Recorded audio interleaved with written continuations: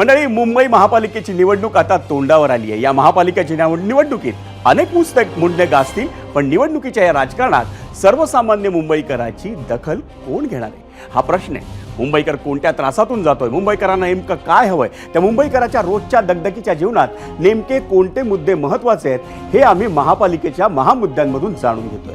मंडळी, गेल्या 15 दिवसांपासून मुंबईकरांना सर्वाधिक सहन करावा लागणारा त्रास आहे तो वायू प्रदूषणाचा।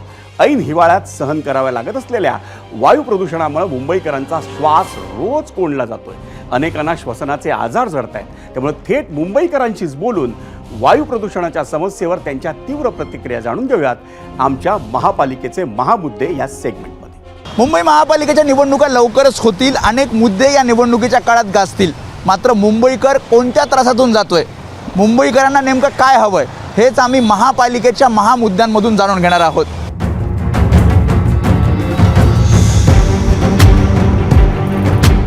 मागील काही दिवसांपासून मुंबईकर ज्या त्रासातून जातोय, ज्यामुळे त्याचा जीव गुदमरतोय, याच वायू प्रदूषणाच्या मुद्द्यावर आपण आज मुंबईकरांशी चर्चा करणार आहोत। मुंबईत गेल्या काही दिवसांपासून हवेचा गुणवत्ता निर्देशांक हा अति खराब झाला आहे आणि हेच वायू प्रदूषण नियंत्रणात आणण्यासाठी मुंबई महापालिकेकडून करोडो रुपये खर्च केले जात आहेत। मात्र खरंच त्याचा फायदा होतोय का, मुंबईकर नेमका कशा त्रासातून जातोय हे आपण या रिपोर्टमधनं जाणून घेणार आहोत। चला।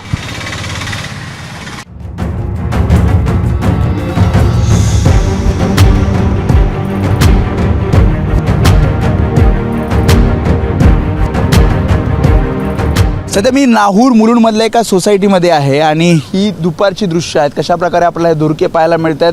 सकाळी यापेक्षा वेगळी स्थिती असते, वेगळं दृश्य आपल्याला पाहायला मिळतं आणि मुंबई महापालिका करोडो रुपये खर्च करते की वायू प्रदूषण आटोक्यात यावं, नियंत्रणात यावं। मात्र याच धुरक्यांचा त्रास कशा प्रकारे मुंबईकरांना होतोय, आपल्यासोबत या सोसायटीमधले काही मुंबईकर आहेत।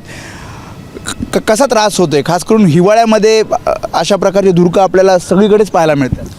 धन्यवाद। या विषयाला तुम्ही हात घातला। सेन्सिटिव्ह त्रास असा होतोय की श्वसनाचे आजार वाढलेले आहेत। लहान मुलांना जास्त करून होते, वयस्कर आता आमच्या घरी आमचे वयस्कर लोक आले होते, त्यांना 2-3 दिवसामध्ये जास्त त्रास झाला। म्हणजे मध्यरात्री मोठ्या प्रमाणात जमा झालेलं असतं। सकाळी पहाटेच्या वेळेस मॉर्निंग वॉकच्या ऐवजी प्राणवायू घ्यायचे होते, आम्हाला अक्षरशः धुक्याचा त्रास व्हायला लागलाय जास्त। महाराष्ट्र पोल्युशन कंट्रोल बोर्डाने देखील यांना बऱ्याचदा ताकीद दिलेली आहे, पण त्या काही नंतर त्या चालू होतात पुन्हा आणि पुन्हा हा त्रास आम्हाला राहतो। पुन्हा दुपारी तुम्ही आता भर दुपारी आलेले आहात, दुपारी पण बघतात किती आहे।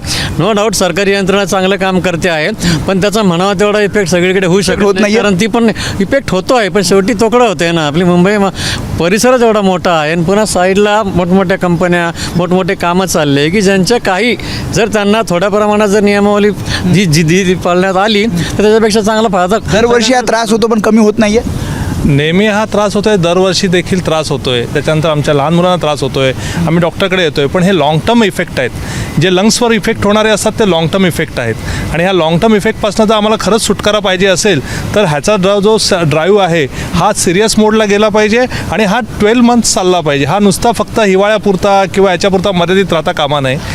आम्हाला मोठा त्रास म्हणजे चेस्ट कंजेशन, थ्रोट इन्फेक्शन, है मेजर प्रॉब्लम है। इतनी बड़ी बड़ी अच्छी सोसाइटी अगर यहाँ पे बॉम्बे में बन रही है और इतनी सब फैसिलिटी है, लेकिन हम फैसिलिटी के लिए इवन वॉकिंग करने के भी लिए आते तो 10 मिनट में ही हमें ब्रीदिंग प्रॉब्लम होने लगता है। तुरंत इमीडिएटली समझ में आ रहा है कि अभी चलने को तकलीफ हो रहा है, तो क्या फ़ायदा। इतना पोल्यूशन से ऐसा लगता है थोड़ा टाइम बारी खोलेंगे कि तुरंत बारी बंद करना पड़ता है और इतना मिट्टी धूल और पोल्यूशन के हिसाब से वो बाहर का कोई कभी कभी स्मेल भी गंदा आता है। नहीं, यहाँ पे तो फ्रेश एयर है ही नहीं। आजू बाजू में कंस्ट्रक्शंस भी काफ़ी चल रहा है, इंडस्ट्रीज काफ़ी है। महाराष्ट्र पोल्युशन कंट्रोल बोर्ड आहे, ह्यांनी ह्याच्यामध्ये जातीने विशेष लक्ष घातलं पाहिजे आणि त्याच्यामध्ये काय असेल त्या नियमावली त्यांनी आजपर्यंत स्मोक गन वगैरे आणतात, ह्या स्मोक गनचा पुरवठा करायला पाहिजे। त्यांचे ते पोल्युशनचे जे मीटर्स आहेत हे ठिकठिकाणी बसवले पाहिजेत। खरं तर धुरकं म्हटलं की दिल्लीच डोळ्यासमोर येते, पण यावर्षी मुंबईनंही दिल्लीची बरोबरी केली आहे।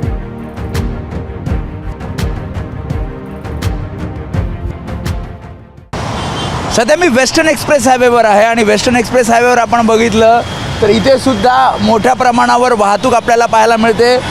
वायू प्रदूषणावर नियंत्रण आणण्यासाठी अनेक उपाययोजना मुंबई महापालिका राबवत आहे, ज्यामध्ये स्प्रिंकलरचा वापर केला जातो आहे, टँकरने पाणी आणून रस्त्यावर मारलं जातं आहे.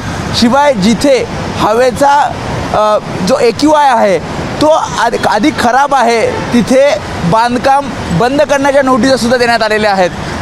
याशिवाय मुंबईकरांसाठी महापालिकेनं काय काय उपाययोजना केल्या आहेत ते पाहूया.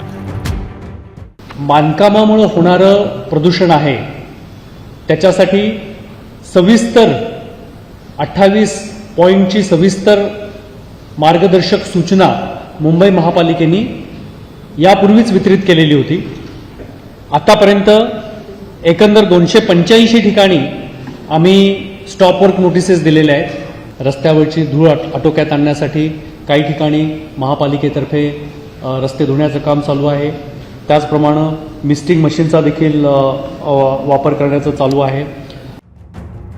मुंबई महापालिकेकडून उपाययोजना दरवर्षी केल्या जातात, पण त्याचा फारसा फायदा होताना दिसत नाहीये. त्यामुळे फक्त हिवाळ्यातील 3-4 महिन्याच्या उपाययोजना न करता प्रदूषण कमी करण्यासाठी वर्षभर मोहिमा राबवल्या पाहिजेत. हीच मुंबईकरांची मागणी आहे.